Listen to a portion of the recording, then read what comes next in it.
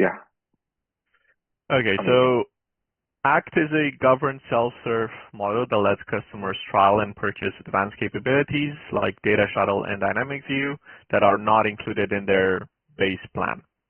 They are premium features. Okay. Um, to give some context of where we are today with premium add-ons, so today we have Advanced Capability Evaluations, or ACE, and what happens is that today end users can create a trial for, let's say, Data Shuttle or Dynamic View, and then they would start that trial for the entire plan for all of the premium features. Now Mm-hmm. they can, like a single user can start a trial, but if let's say a company has 100 end users that use Smartsheet, then that end users will know that entire duration of the trial, whereas the others, they might not know about it, that they might not even know that there's a trial going on unless the company coordinates within itself. So the challenge there is that end users don't always know when there is a trial for premium features, and because of that, they miss that opportunity to try out these features. Yeah. So that's one challenge. Yeah. Chris, I am not able to miss it. It will be great if you can, focus more on the ACT part because I'm not much clear about that. Still, I'm not having an idea what is ACT, right? So, Yeah. I So that's what I want to give you. Like, so this is what we have today. ACT is an evolution of ACE. okay, I see. Okay, so this is what we have today. So today we have um, ACE, which is end users can start a trial on a plan for the entire plan. Mm-hmm. We want to progress to ACT, and I'm going to I'm going to tell you why. Um, and then the second challenge that we have with ACE is that at the end of the trial, um, if system admins want to purchase those items that were created as part of the trial, then they have to go through sales. So they have to have a few back and forth conversations to ask, okay, how much is this going to cost me? And then make that purchase so outside of Smartsheet. Now we receive feedback that that process can require some back and forth, and it's not as easy as just purchasing those premium features into the product. Mm-hmm. So that's why we're looking to do ACT. The goals of ACT really is to create an in-product experience that supports the management and purchase of these advanced capabilities, but only for the business and enterprise plans that are on USM. So it's not for all plans, but only for business enterprise plans that are on USM. Okay. Okay. And what is USM? Um, so USM is the user model, the new user model, where essentially every user requires a type of seat, either as they're either a viewer or they require like a paid member seat.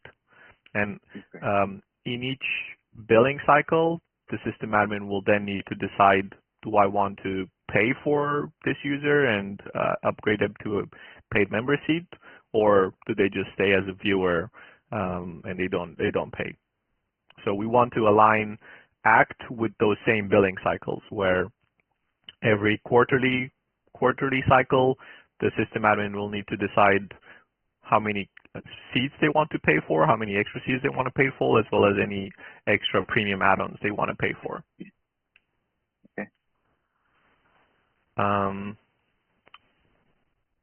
I will share with you some documentation, well, specifically a notebook LM that has a lot of the documentation that we have for ACT. And with that, you'll be able to ask it like more questions like that in your own time, because it's easier than going through a huge amount of documents. Cool. So the goals that we have for ACT is to enable product-led growth. So users will be able to purchase these advanced capabilities through the product. Mm-hmm. As I mentioned, we will also allow them to, well, we will align how seat management works, that UX with the billing cycles for ACT, so that system admins can just follow the same approach for both seats and premium add-ons. And then, like I mentioned, the pricing will be more transparent because it will all be shown through the product rather than waiting on quotes from the sales team. And then it will also be, the terms will also be more transparent because all users will be able to go through trials in their own time. Okay. So the way I talked a little bit about, oh yes, let me actually go through this. So these are some key decisions that we made in the project or in the past that are shaping the UX direction.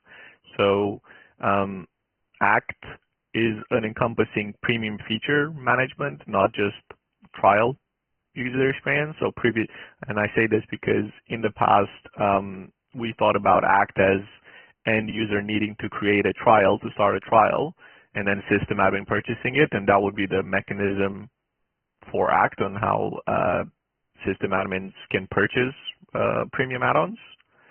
But we want to give the ability for them to purchase these premium features outside of the trial as well. So they can just go in the product and purchase, like, okay, I just want 10 dynamic views on my plan, and that's it. And the reason why this is important is because system admins, especially for seats, it seems like their model is, okay, for the next plan year, I have 100K that I want to spend with Smartsheet.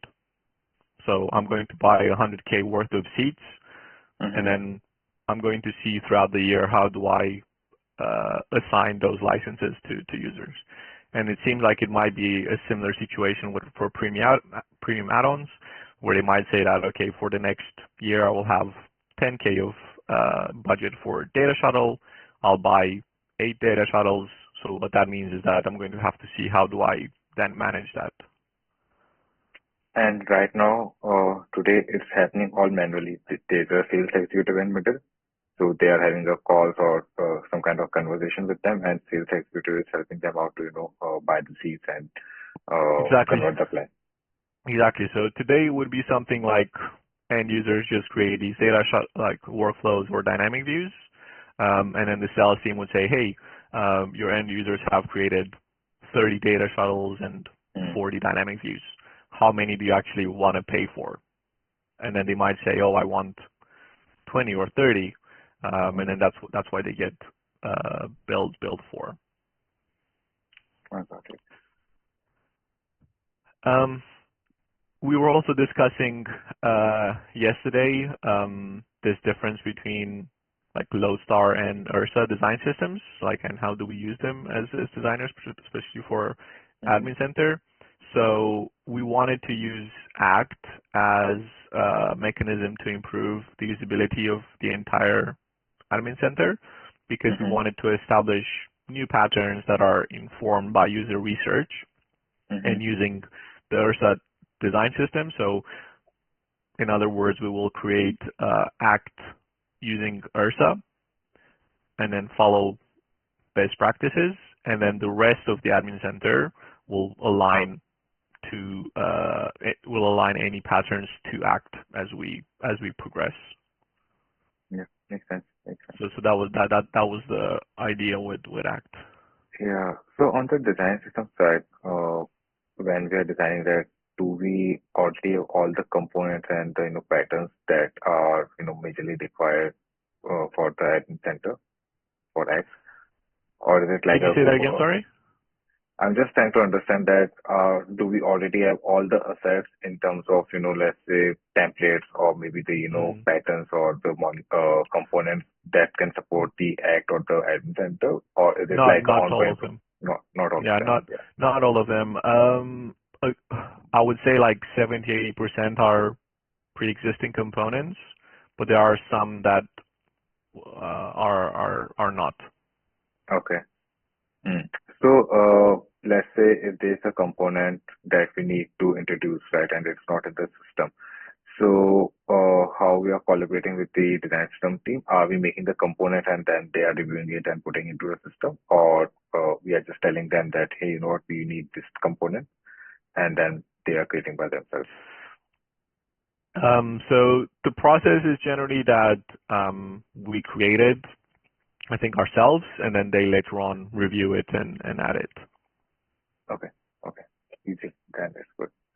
Yeah, but it's definitely good to like whenever we create new components, we need to keep in contact with them. So just let them Of know course. what we're doing and get their input.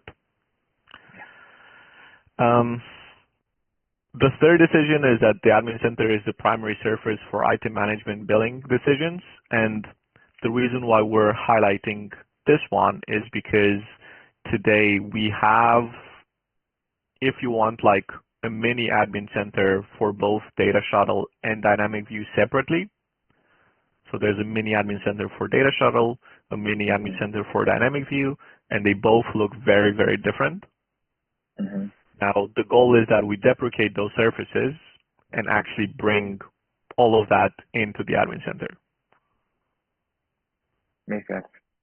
You know? Yeah, I think that's how, you know, we can have some kind of consistency also, because, you know, user if uses a different module and if he don't hack the entire interaction pattern and the usability is different, right? There are a lot of Yeah, mismatches exactly. in that. So I think that's a good move. And this is Yeah, how we can also building a scalable or a modular system that if maybe today if we are making something in X, right, maybe we can use the same module in somewhere else. So it's also a time saving thing, I guess. yeah. Amazing. Bill, oh yeah, go on. Yeah, another thing I want to understand that, you know, because when you are explaining it to me, I'm just curious to know what are the platforms or what are the things platforms majorly you refer. Let's say if you want to do some kind of benchmarking or maybe for the inspiration, any specific portals or platform that you're looking for benchmarking Benchmarking in terms of in terms of design designs. pattern, yeah, in terms of design pattern and usability. Yeah, so I've been using things like Mobin to Mm-hmm, look at design patterns and try to get a benchmark, but the challenge is that there's not a huge amount. Sorry, Des, let me get some water because I have something stuck in my throat. One sec. Perfect.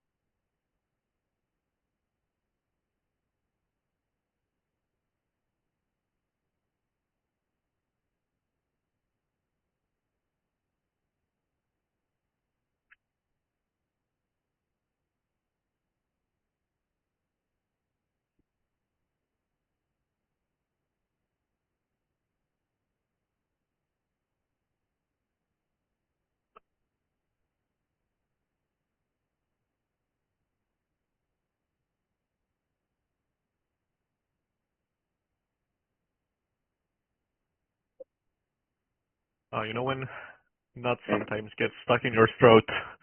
That's what All, happened to me. all okay? Well, I just had some granola at breakfast, and Mm-hmm, yeah, you know when all those small bits come up your throat. Anyway, mm-hmm. um, benchmarking. Yeah. So I use Mobin for patterns to look at patterns, and then I've also looked at certain other tools to try to understand like how do they do billing, like Figma Admin. I think we also looked at Amazon as well, Mm-hmm. but it is quite hard to access, Mm, you know, to find direct comparison. So you kind of have to just try to get an idea and then see how you can use it. But yeah, a lot of it will be stuff that we're creating rather than exact benchmarking. Um, the final point is around item-based trials. Um, item-based trials refers to every end user being able to create a trial for every item that they create. Mm-hmm. So let me see if I have it.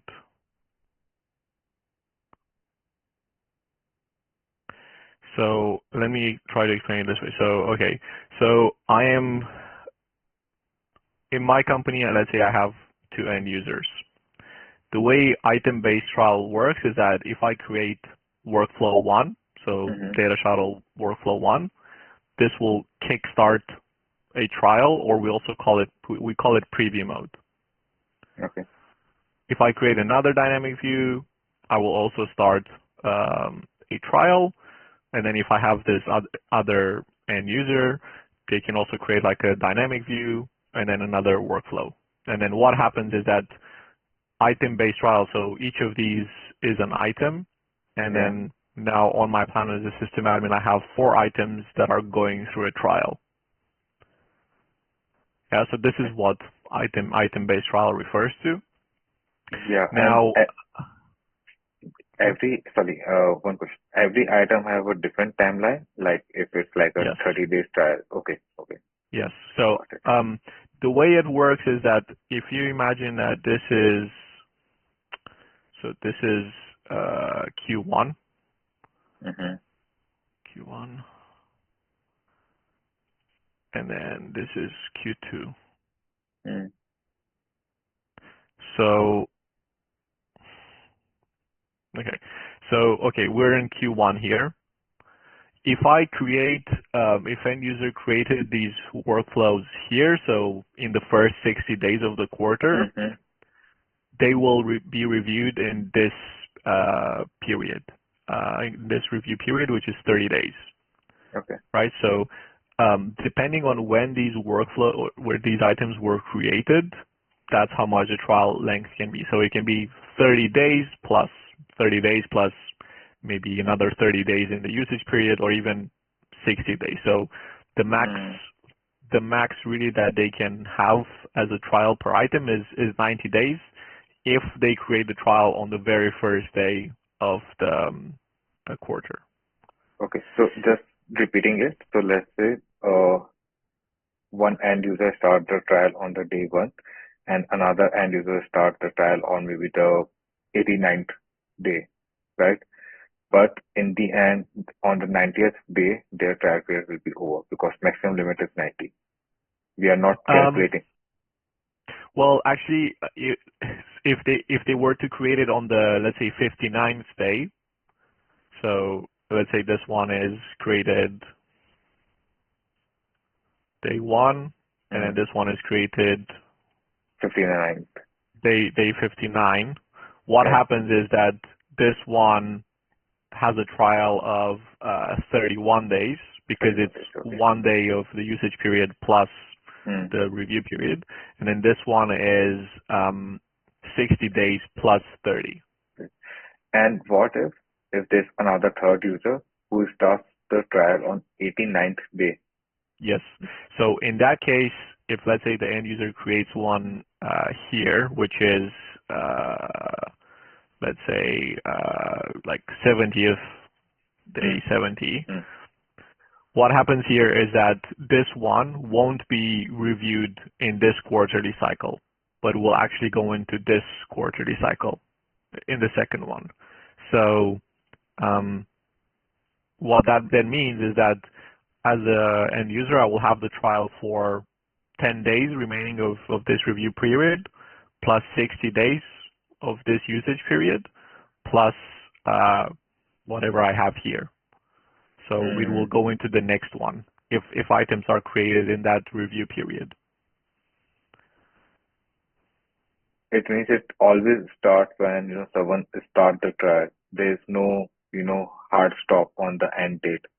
So let's say if No. I'm starting it on 17th, then my 30 days trial, the 60 days trial start from there, which means 34 is this review period, and then another 30 is the usage period.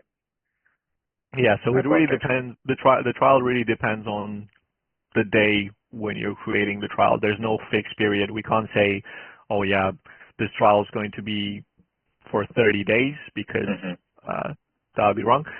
Our wording is generally for at least 30 days Mm. because you And will at least get 30 days out of it. sure. And this the cycles. Who is defining those cycles? Is it someone from the business team, or we can also pitch our ideas, and we can also we also have a say in that. So with this one, I'm not 100% sure, but I think the quarterly cycles are set by us, but I might be wrong.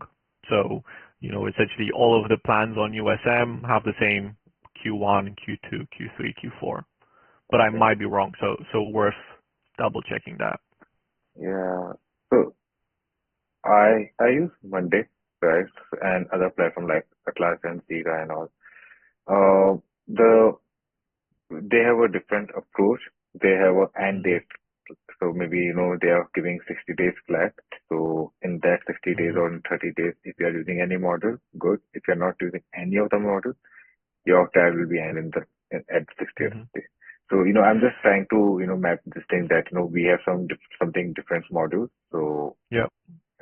Yeah, and this is a really good point because this is what I'm saying here, that item-based trial is the chosen model that we've decided on previously because we wanted to give end users the ability to try out the feature, understand it before they buy it. So we wanted them to see the value of it before requesting that purchase. However, we're still investigating, is this the right model? And after looking at the most recent user interviews, I'm not sure I think we still need to do some more work around how this trial mechanism works, because it's not immediately clear to users how it works. And as you say, like, it's quite different to what's out there. So it might be quite tricky for end users to get their head around. that's true. Yeah. So this is a point that, yeah, I think more work will be needed for sure. I understand. Yeah. Okay, let me just. All right. So to tell you just like the high level overview of. Oh, do you need to go? By the way, I appreciate your time. No, I'm totally okay with it. If you are available, I'm happy to continue that. Yeah. Let's continue. I have a few more slides that I can show you, and then I'll share with you the prototype that Yeah. I have, and then I'll tell you how you can go through it in your own time. I think you can do that on your own, Sure. and then we can catch up about it. Okay. So in terms of the delivery plan for ACT, so what we want to do in kind of the next phase is to achieve alignment across the wider business for the ACT MLP. So what I've just been talking about is the ACT MLP, and you can see more details about that also in that document that I shared with you, the PLG Big Rock document. So we have alignment of the main user flows in the core working group, but now we need to socialize it across the wider business and just make sure that everyone's aligned on the general direction before we build it, before we do a formal UX review. So that's what this concept review initially set out to do. Then after that, we want to deliver this quick win, which is allowing users that are currently on ACE trials to purchase those add-ons in the product. I was telling you that today they can purchase it through sales, but now we just want to give them like a small functionality to say, hey, just go here and you can purchase it here in the product. And this would be a subset of the ACT MLP. So what that means is, like, we're just going to do a small part of what we were planning on doing at the ACT MLP anyway. After that, we're going to build the ACT MLP. So we'll first start out with Data Shuttle and Dynamic View, and then later on for resource management and portfolio management for these two add-ons. And then the long-term vision is that we will enable contextual upsells. So those are trial and plan upgrade opportunities based on usage behavior. So we will have access to how users is using a sheet, and then we'll tell them, hey, end user, you're using Sparksheet in this way. By the way, we think you would benefit from using Data Shuttle. And then same for plan upgrades. If let's say a business plan has 5 data shuttles and 5 dynamic views, we would tell the system admin, hey, system admin, you have these 10 items. We believe that it actually makes more sense for you to upgrade to the enterprise plan. So that's what this is referring to, but it's a bit further down the line. Okay, so in terms of the main jobs to be done for system admins, there are 3. Okay. So the first one is related to onboarding. So they want to understand the advanced capabilities, their values, and make a purchase immediately. Then during the quarterly reconciliation, they want to review the items needing approval, understand their value to their org, and then see the cost of them so I can add to the subscription. And then at annual renewal, understand total renewal cost, what's included, and make a decision about what to keep. So these are kind of the 3 main jobs, and this is what I have in the prototype that I have in Lovable. Now, I actually have a bit more time. Would you prefer that I go through the Lovable prototype here, or would you rather go through it in your own time? If you have time, then yeah, if you can walk me through the Lovable prototype or the Sigma one, that would be amazing. Okay. Yeah, let's do that. I can walk you through it, and then again, I appreciate there's quite a bit of information, and it would definitely take like a few sessions to, until it starts to click. So we can go through it now, and then you can go through it in your own time as well. So if we're starting with the onboarding journey for the system admin, so the first thing we're introducing is this banner here at the top of the screen to let them know that, hey, Act is now activated on your plan. And then when they click on Explore Premium Features, it brings them to this new page called Premium Features.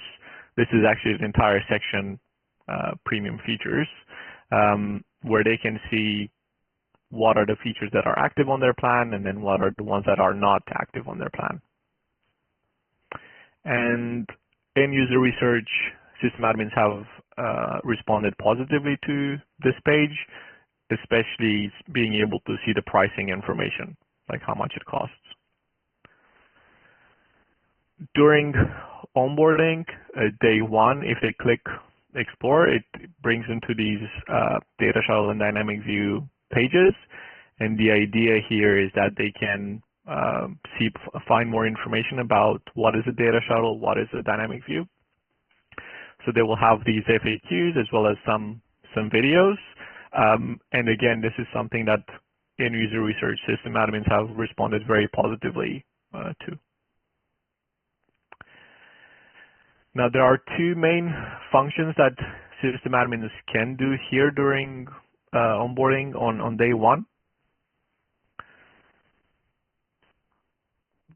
So the 2 main functions are they can purchase right away data shuttles if they want. So they can make, as I was telling you, like if I want to purchase 10 data shuttles, I can just purchase them. Or if they don't have the budget for these premium add-ons, they can disable the preview mode. They can disable trial creation, so end users then won't be able to create trials. Hey, I have 2 questions. So on the purchase button, when you're clicking on that, you are adding the seats. So I'm assuming that your role is the sysadmin, right? And you are giving 10 seats to your teammates, right? Just want to understand that what will the maximum number, what can be the maximum number here? I don't think we thought about adding any limits here. Yeah. So let's You say can if purchase. my if the team if the company have team of let's say 1,000 people, right? Is it a valid use case or is it like very very edge case that I'm talking about? Well, the thing is, these are premium add-ons. They're not seats, so they might have 1,000 users, but maybe they only need like they only have like one or two users that might use data shuttle workflows or dynamic views. And in that case, they might only need like, I don't know, 10 or 20 workflows. So um, we don't have like a good view on of how many data shuttle workflows or dynamic views would be in business and enterprise plans, but at like very big organizations, we have the advanced work management plan. So let me show you. So these are, I mean, there are more plans than this. There are more plans than we have here, but these are our plans generally. So we have Pro, Business, Enterprise. Business and Enterprise is what we're targeting with ACT. We also have Advanced Work Management. So this is our most advanced, most comprehensive plan for the biggest orgs.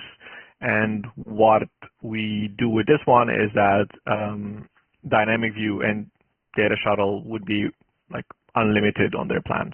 So ACT wouldn't apply to this because Data Shuttle and Dynamic View would just be unlimited. Okay. Yeah. Another question I have on the more button. If you click on the more, then there hmm is a disable preview mode. I didn't get it. What does it do? So we were talking before about end users being able to start trials for Data Shuttle and Dynamic View. This is turning off that functionality. So end users won't be able to create those trials anymore. And the reason being is on some plans, system admins will not have the budget for these premium add-ons. So in that case, it doesn't really make any sense for end users to start these trials, and then there's no money to purchase them, and then at the end, the system admin needs to decline all of those items anyway. So in this case, it's simply disabling that trial mode for the plan. Uh, just want to understand the use case a bit. Let's say if I don't have money today for for this plan, right? But if I'm turning it enabled, so maybe my team is using it, and then there's some kind of a use case, and they find it beneficial. Maybe tomorrow I can make a case in my organization and arrange money for them. hmm Just trying to understand that why you are making it disabled. Yeah, and I got your point. Today I don't have money, but let's say if people are not using it, right? Till that time we can't make any kind of a use case. If we are giving them some nuggets, if we are giving them some trial things, if they find it useful, maybe they can, build a case for us and then admin can, purchase it later. So any thoughts on that? Yeah. So um, the main reason why we've introduced this is because we wanted to give system admins the control over whether they want this enabled or not, because we found that through USM, system admins were very concerned about not having control, so end users would just automatically get upgraded to members, and yeah, we received a lot of pushback about that. So in this case, like, I totally hear your point that, okay, we might disable it, but then end users are not going to be able to create, to see the value of it.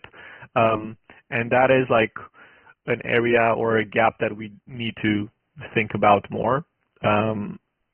It might be that they can maybe request a trial or something like that. So, the trial is disabled, but maybe as an end user, I can still like say through the product, hey, system admin, I know that this is disabled, but can I try it because I think it's useful for my use case?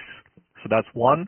The second thing is, and it doesn't directly answer your question, but system admins can still purchase workflows or dynamic views even though the trial is disabled. So they could theoretically buy 10 workflows, and then they have like 10 on their plan, and then they can just sign those 10 end users on the plan. So they can still use it if they want, but it doesn't deal with, yeah, as you say, if it's just disabled, if no one's going to be able to try it out before buying it, then it will be hard to make that case. But as a business, we wanted to give them this control, and system admins have responded very positively to this feature. Like they like being able to turn it off. All right. Another thing. So let's say I'm a system admin. I need 10 I need 10 products for my team. I click 10 and I purchase that. The next step is to give it to the people, give it to the teammates, right? Maybe I have a 100 people team, but I only want to give it to 10 people. How I'm assigning that thing to the 10 people? Is it a part of this flow or is it a different No. one? So I think that's something we need to explore further. And the reason why it's not part of the flow yet is because this idea of introducing the purchase management into the admin center this way is quite recent. So we've not had the chance to kind of think through, okay, like what does that look like? Previously, it was just there was no purchase functionality, so the only way that system admins could make purchases is at the end of trials. So yeah, so I think this is a very good point. That yeah, how will that work? Okay, so then let's move on to the second job, and this is, imagine that, so this onboarding was day 1, Act is released on the plan. This is a quarterly reconciliation. So let's say 90 days later, end users have been creating stuff on my plan, and now as a system admin, I need to review. The changes that we're introducing here on home, so you'll see this section, review open requests. So these are all of the member seats and data shuttle and dynamic views that I need to review this quarter. And system admins have responded very positively to seeing like this dashboard view, and they like this consolidated view. So then if I click on review data shuttle, it takes them to this data shuttle page. So if you remember, in onboarding, data shuttle page had a bunch of information about, hey, this is what data shuttle is, how you can use it. I'm thinking that at quarterly reconciliation, all of that information is hidden behind this tab here, learn more. And then instead, the quarterly reconciliation, where there's information, this new tab, manage, can be pre-populated. So here, here you can see like, okay, these are the workflows that need review. And then if you click view in table, I can then review and add to subscription. I can see the cost, how much is going to cost me, the prorated cost for the rest of the year, and then how much is going to cost me at renewal. And system admins have responded very positively to seeing this cost in this model. And then when they confirm and add, then it will be pre-populated here, how much is going to cost them this quarter, and then how much is going to cost them at annual renewal. Okay. Few things I want to understand. The first one is how to access this dashboard. Means one way is that you can go to the profile and select that, right? And what is happening on the left side of the panel? Mm-hmm. Can I access the dashboard from here also? Yeah, so this is just to show like a moment, to switch between a moment in time for the system admin, so they wouldn't actually be able to see this. Okay. Because for them, it would just be that, okay, at quarterly reconciliation, this is what I'm seeing. Mm-hmm. In terms of I'm not sure I understand the question about the panel, so they can go from the panel, so they can either go to the data shuttle from here, or they can just go here. Yeah. Yeah. So Does I'm that answer basically, your question? yeah. So why I asked that question? Because I'm basically trying to understand the navigation, how Mm-hmm. user can access. One I got from the profile, another one now I have a clarity that's from home. And in home, they can click on the data shuttle tile and then land there. Or maybe directly Yeah, go to the player feature and directly click the data shuttle. exactly. So there are two entry points to that flow. The first one is from open requests here. Mm. So they click review and it takes into the data shuttle page. Or they can just go directly onto the data shuttle page and they can just see it here. And that's why we have these numbers here to show that, Yeah. hey, this is how many open requests you need to view. It's like a notification. And I Yeah. know that these numbers don't line up here, but they should. So this number here should be the same as here. This one Mm-hmm. here should be the same as here, and then so on. Yeah. Yeah. So on the same part, let's say if I review anything, there are like review button also, right? So if I review anything, I'll go to the detail page. How the nesting look like? Let's say there'll be like only one page or there'll be like multiple page inside it. You mean listing like this, or? Yeah. So let's say if someone is clicking on the review button in the review open request, maybe the member sheet or maybe the data Mhm. setup. Yeah. So let's say Mhm. if I'm clicking on the review, the page will open. Okay. Yeah. Mhm. Do I have, yeah, and then again, if I'm clicking on the, let's say, billing details, the payment due on Feb 28, the third side, yeah. If you can click on this, Mhm. then maybe it's opening a third page, right? Mhm. Now there's like first page is the data shuttle, then I click to view the second page, and then the second page I go to the plan, right? So there are like three pages, and I want to go back. I'm just trying to understand how user can go back because I can't see any back or the back from here. Right. Okay. Yeah, we don't have a back because where they can go back really depends on their point of origin. They can go forward, but Mm-hmm. backwards it would have to be from the browser. Mm. Because in this case, yeah, they can just go back to here, right? Okay.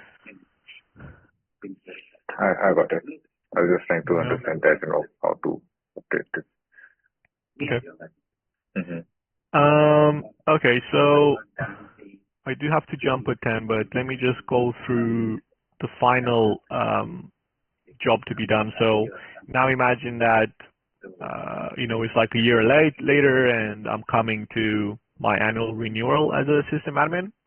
So in this case, we have this banner here to inform that, hey, your annual renewal is coming up, and you should review your seats, workloads, and dynamic views.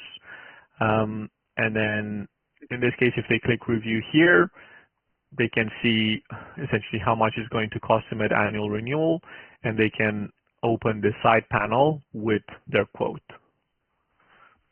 So instead of going through sales and waiting for their quote, they can just see it in this side panel. And system admins have responded very positively to this side panel, being able to see it all in here. And then if they want to make any changes to this, if they click, let's say, modify, it brings into the data shuttle page. And then this is where they can make changes to about what to keep or what not to keep. All right. Just give me a second. I think there's one question I might have forgot that. Yeah, no worries. uh, yeah. I'm just trying to understand that, once the design is there, once the flow is there, right? How we are testing it, you multiple times mentioned that, sysadmin are happy with that. I assume that, you must be testing it with the sysadmin. So how that process look like? Are we shadowing them? Are we having some kind of immersions or any other usability thing that we are doing with them? So far, I've done 2 rounds of usability testing. One was done last year around September, October, and then one that was just finished in January. Mm-hmm. So we have tested with about 9 in January, and I think I have a good understanding now of this is what looks good and what should keep, and this is where we still have some work to do. So I'm just preparing all of that in a document so that we'll have access to that. Sure. If you want, I can share the recordings with you if you want to watch them, but there's 9 of them. Sure. So, how in the Smartsheet we are doing the usability testing? Is this like, are we using any portal, or is it like a normal interview with them? So it is the user researcher. They reached out to system admins from Smartsheet, well, that are clients of Smartsheet, but they're system admins, and they reached out to them, and we just jumped on a Zoom call, and they showed them this prototype. Okay, so they are not using the prototype. We are showing them the prototype and asking their feedback. No, they're using They are using it. Yes. Okay. Yeah. Maybe we are giving them some small task to perform. Well, it was literally the 3 tasks that I showed you that they had to go through, the 3 of them, and then they had to talk through them. Okay. Got it. We are just trying to understand. Yeah. We do have platforms like Lesna, where you can do unmoderated usability testing if you want, where you can put like a screen or something on there, and then people can come and give you feedback async. But for such a complex project, it's quite hard to get feedback like that. So we did like moderated testing. Yeah. Do we also have some kind of a usability, testing rooms, or maybe some kind of a physical setup where we are calling people to any premises, or maybe we are going there to shadow them and observe them, how they're doing it in real time? No, we don't have something like that. No, not to my knowledge, at least. No. Okay. Cool. All right. I think that was a good session. I'll stop the recording. Yeah.